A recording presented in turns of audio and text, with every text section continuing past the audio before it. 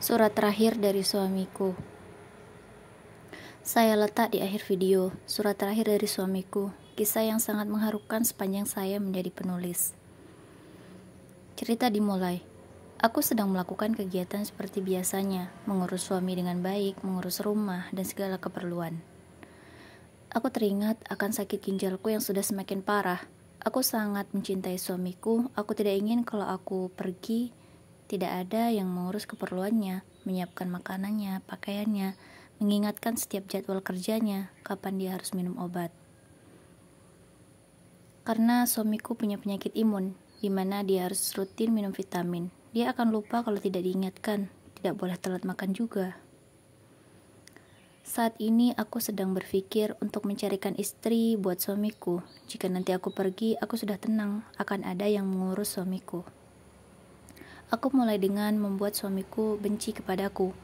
Aku rubah diriku menjadi orang lain, jadi istri pemalas, pembangkang, dan egois. Supaya suamiku benci dan mudah melupakan aku. Tidak lagi kusiapkan keperluannya, tidak lagi kusetrika bajunya, tidak lagi kusiapkan makan. Aku menyibukkan diri di kantor. Aku selalu pulang telat, bahkan sampai larut malam. Sebisa mungkin aku hindari bertemu suami. Dia pun mulai protes dengan aku yang tiba-tiba berubah. Malah dia yang selalu minta maaf setiap hari kasih aku hadiah agar aku tidak marah lagi. Kenapa sih kamu malah tetap baik, tetap perhatian, padahal aku sudah menyakiti kamu sayang, sebesar itukah rasa cintamu? Aku sudah jahat pun kamu tetap baik, lalu bagaimana caraku supaya kamu benci sama aku? Aku tidak ingin kamu tahu kalau aku sakit, aku tidak mau kamu repot dan khawatir. Aku mau kalau aku pergi, kamu sudah bahagia dengan istri barumu.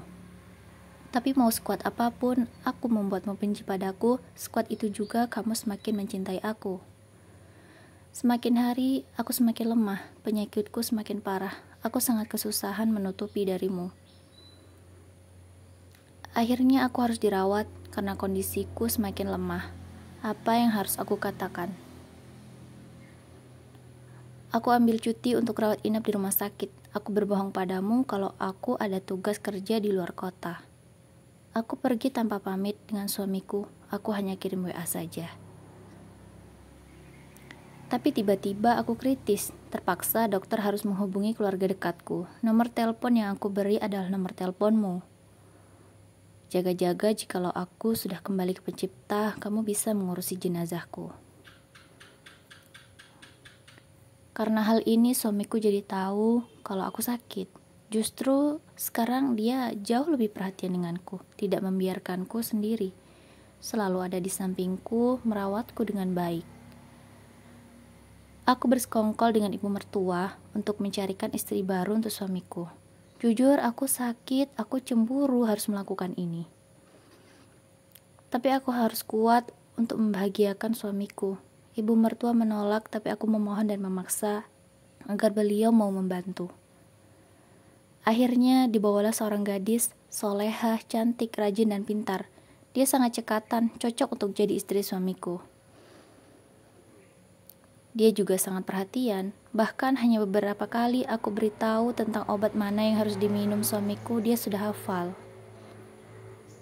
Tapi aneh, suamiku tidak tertarik dengan perhatian yang gadis itu berikan. Dia tidak menggubris sama sekali. Dia tetap fokus akan kesembuhanku. Suamiku ingin mendonorkan ginjalnya untukku, tapi aku tidak mau karena itu hanya akan membuat suamiku menjadi lemah. Dia akan semakin lemah jika hanya satu ginjal.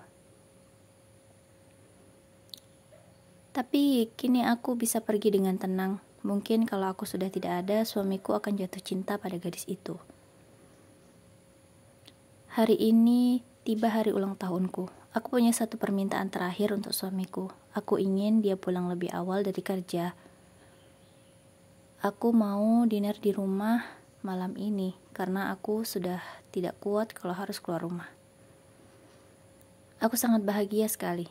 Kalau ini jadi malam terakhirku, aku bisa pergi dengan tenang tanpa harus khawatir siapa yang akan mengurus suamiku.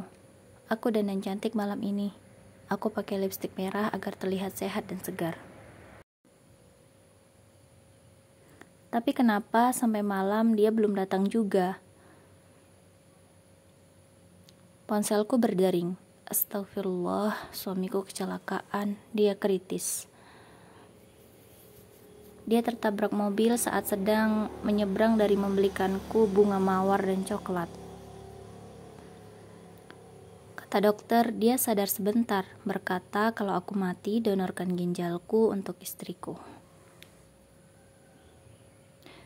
Setelah aku datang, mungkin baru 10 menit aku di sampingnya, dia sudah hembuskan nafas terakhirnya dengan pegang erat tanganku.